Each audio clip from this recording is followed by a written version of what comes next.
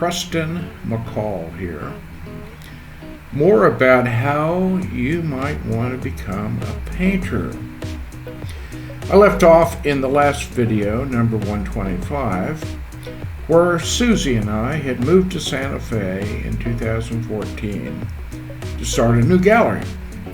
We leased the building up on Canyon Road next to a high-end restaurant, Geronimo, thinking there would be some spillover from the diners to us.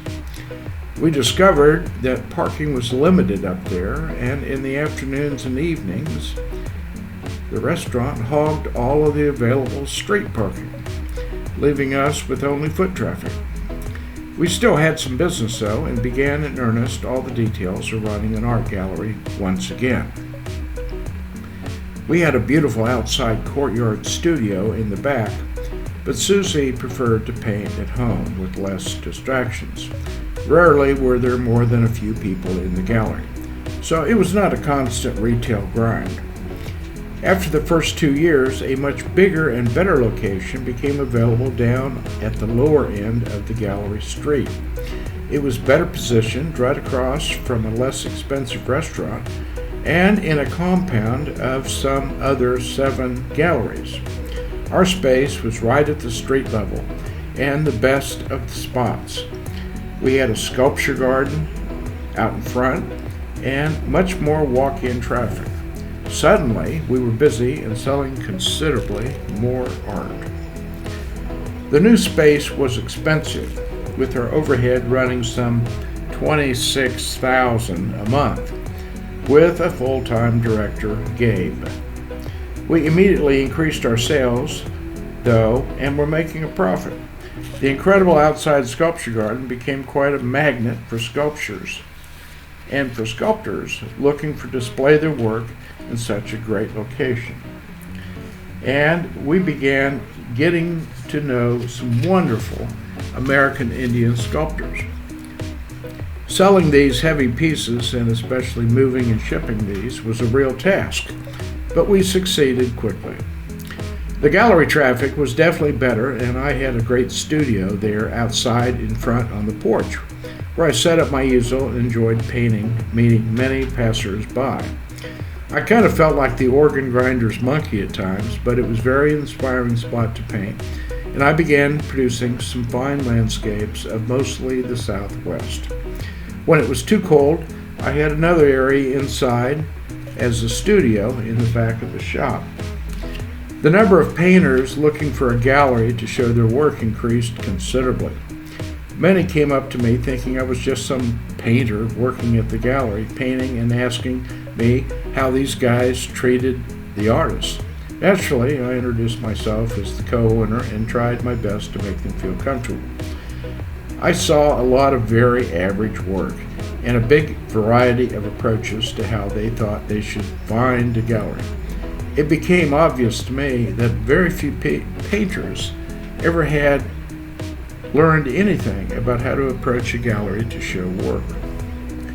The worst trick was when one would come in with a buddy, walk around acting like a buyer, asking prices, which were clearly labeled next to the pieces, and then spring into some baloney that they were some important artist and would I consider taking them on. Deception is never a very good way to make a good impression, I immediately saw in these characters. We did get a number of respectful and polite artists who came in to seek representation, who were prepared and professional. We carried some 25 artists and had an opening every Friday night, as did many of the other galleries on Canyon Road. Friday nights were a fun event with many people walking about seeking rare treasures and a free glass of wine. Naturally, there were some regulars who were just out for the free treats and drinks, but that was to be expected. The galleries were closed for Christmas Day and Thanksgiving Day, generally.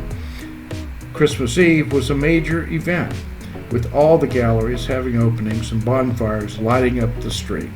There were some 10,000 people clogging the street Christmas Eve, which naturally was closed on Christmas Day. It was usually the best sales day of the year and a great street party. This premium gallery space was quite large. There were also 2 large rooms upstairs, which Susie took over as her studio and painted up there every day. She could paint away in seclusion like she preferred, and produce some of her best work up there. We were selling quite a few of her larger paintings, which pushed her on to greater experiments with her imagery. I was downstairs out on the porch painting away and meeting passers-by. I enjoyed the interaction and comments about my pieces very much. Susie and I worked differently, but amazingly, we sold about the same amount of work. It was truly an enjoyable partnership, and one day we look back on and smile. We achieved a dream come true and certainly felt the effort was worth all the struggle. Owning the gallery and being able to control what work was shown was a wonderful and fun experience. Together we sold some 500 plus of our paintings in 6 years. In mid-August in Santa Fe, every year, there is what's called Indian Market.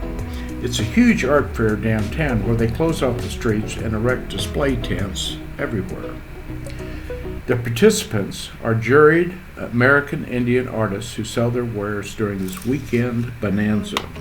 It attracts several 100,000 visitors every year normally. The town gets very crowded, with restaurants being impossibly crowded and the street traffic crazy. Unfortunately, it impacts Canyon Road, which is off the plaza a few blocks, terribly. Very few venture up to Canyon Road during this event, unfortunately. I strongly support the Indian Market artists, but this event really did take the wind out of our business during this time. Several times a year, many of the Canyon Road galleries have what is called the Paint Out, where artists set up their easels along the streets and spaces in front of galleries just to paint and meet the public, whether they show at that particular gallery or not. Of course, permission to set up out in front is always gained from the galleries, so the event is great for sales traffic. We met numerous new artists this way, and it's always a fun day in the warm weather.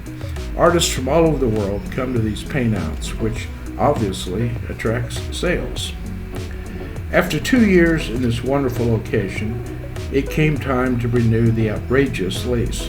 Despite our selling a big amount of our work, it was obvious that the overhead and hours spent were difficult at best. Susie and I were beat.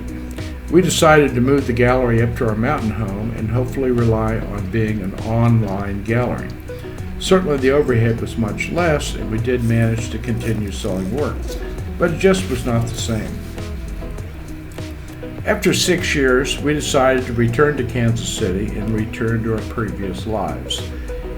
I had begun learning how to make video ads and Blender animations, so we felt being back here near family was a much better way to go. It was March of 2020, just as the scariest time of the pandemic was sweeping across the country. Santa Fe virtually shut down as the tourist traffic came to a crashing halt. Amazingly, we found some movers who managed to move all of our furnishings and some 500 pieces of art up to Kansas City. Had we waited one more day, they would have refused. The move was a Herculean task, and as soon as we were planted back here, I had to build painting racks and rephotograph and document every last piece to know where it all is. Documenting the paintings seems to be a constant task, and knowing where each piece is in the racks is a definite issue, as when one sells, you have to be able to find it. Life back here in Kansas City is really no art mecca like Santa Fe was, but then again, we are still in a pandemic. I honestly do not know some of the galleries in Santa Fe how they've managed to stay afloat. I've talked to several, and they claim to be reliant on more and more online sales. But I am a bit suspicious, as art buyers seem to really prefer to actually touch and feel the work. I wish all the friends in the business we knew then good luck. We really did get to know some very good gallery people who took care of business correctly and who were exceptional business operators.